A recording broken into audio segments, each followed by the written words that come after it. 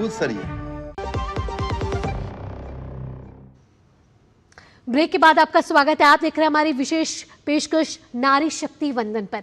आइए अब ग्राफिक्स के जरिए एक नजर डालते हैं कि प्रधानमंत्री नरेंद्र मोदी ने लोकसभा में क्या मुख्य बातों का जिक्र किया है।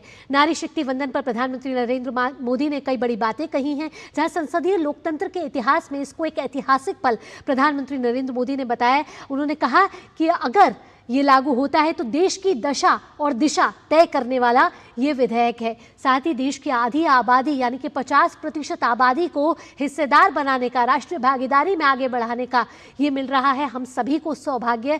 ये निर्णय प्रक्रिया किसी के साथ अन्याय नहीं करेगी, ये सिर्फ और सिर्फ न्याय करेगी और महिलाओं की भागीदारी, राजनीतिक भागीदारी, राष्ट्रीय भागीदारी को सुनिश्चित करेगी। परिसीमन को लेकर प्रधानमंत्री नरेंद्र मोदी ने कई बड़ी बातें कही, जिसको लेकर विपक्ष को संशय। उन्होंने कहा कि किसी के साथ अन्याय नहीं होगा, चाहे उत्तर हो या दक्षिण हो, सभी के साथ न्याय होगा। राष्ट्र के रूप में विचार करना हम सभी का दायित्व है। हम नारी शक्ति को उनका हक दे रहे हैं और साथ में और कुछ नहीं दे रहे उनका। हम नारी शक्ति को कुछ नहीं दे रहे हैं तो सिर्फ उनका हक दे रहे हैं। नीयत साफ है तो शब्दों का खेल करने की कोई ज़रूरत नहीं है। उन्होंने कहा हमारी इस सरकार की नीयत साफ है, मुझे इसका कोई दायित्व नहीं चाहिए। अगर आपको क्रेडिट लेना है ले लीजिए, ये समय की मांग है, यही समय है, सही समय है। और जिस तरीके से हम 50% आबादी को राजनीतिक भागीदारी में जोड़ रहे हैं, राष्ट्र निर्माण में जोड़ रहे हैं, ये एक अहम पल है। सामूहिक शक्ति से परिणाम अच्छे मिलते हैं। उनका सभी को साथ मिलकर चलने की ज़रूरत है। टुकड़ों में चलने से हम जिस इच्छा शक्ति से हम इस बिल को लाए उसको अचीव नहीं कर पाएंगे। इस राजनीतिक रंग देने की ज़रूरत नहीं है, दलगत राजनीति में पड़ने की ज़रूरत नहीं है। यह आधी आबादी को राष्ट्र निर्माण में का देने का मौका है। और साथ ही उन्होंने कहा कि संसदीय लोकतंत्र के इतिहास में ये एक ऐतिहासिक पल है। हमारी लोकतंत्र की विकास यात्रा रही है और देश अब एक नए आत्मविश्वास के साथ आगे बढ़ रहा है। इस मंथन से जो अमृत निकलेगा ये देश की दशा और दिशा तय करने वाला विधेयक होगा। हम पहले ही देर कर चुके हैं। 21वीं सदी में भारत एक नए आत्मविश्वास के साथ आगे बढ़ रहा है। देश के आधी आबादी को हिस्सेदार बनाने का सौभाग्य हम सभी को मिल रहा है। और ये जो निर्णय प्रक्रिया में हम महिलाओं की भागीदारी को सुनिश्चित कर रहे हैं, किसी के साथ अन्याय नहीं करेगी।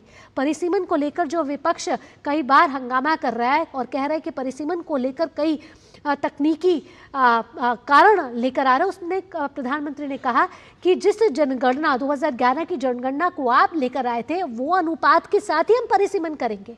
हम नारी शक्ति को उनका हक दे रहे हैं जो 25 से 30 साल पहले ये हक मिल जाना चाहिए था। वो हक हमें अभी तक नहीं दिया था। तो पंचायत से लेकर पार्लियामेंट में अब महिलाओं की भागीदारी बढ़ेगी। नीयत साफ है, उन्होंने कहा। इसी नीयत साफ के साथ हम आगे बढ़ रहे हैं और इसी नीयत के साथ हम ये महिलाओं के आरक्षण से जुड़ा जो संवैधानिक संशोधन विधेयक है उसको लेकर आए हैं। विपक्ष को लेकर भी प्रधानमंत्री नरेंद्र मोदी ने तंज कसा। उन्होंने कहा कि विपक्ष जो इसको लेकर विरोध कर रहा है, परिसीमन को लेकर कर रहा है, आप ये गारंटी ले लीजिए, ये मेरा वायदा ले लीजिए, या जिस भाषा में आप ये वायदा लेना चाहते हैं वो ले लीजिए। क्योंकि क्रेडिट जो है अगर आप लेना चाहते हैं तो मैं आपको ये ब्लैंक चेक के तौर पर ये क्रेडिट देता हूं, आप ये ले लीजिए। राजनीतिक रंग इसको देने की कोई ज़रूरत नहीं है क्योंकि महिलाओं ने सदन को हमेशा समृद्ध किया है और राष्ट्र को समृद्ध किया है, सुदृढ़ किया है। अगर महिलाओं को हम भागीदारी दे रहे हैं आरक्षण के तौर पर तो देश के विकास में ये एक महत्वपूर्ण भूमिका निभाने वाला है। और उन्होंने पिछले कुछ सालों की बात की, पिछले दशकों की बात की कि महिलाओं के आरक्षण के साथ अगर कोई नाइंसाफ़ी हुई है तो महिलाओं ने उसे माफ़ नहीं किया है। तो ये पल आ चुका है कि महिलाओं को उनका हक मिलना चाहिए। अब आगे बढ़ेंगे कि जिस तरीके से अखिलेश यादव ने भी सदन में कई बड़ी बातों का जिक्र किया।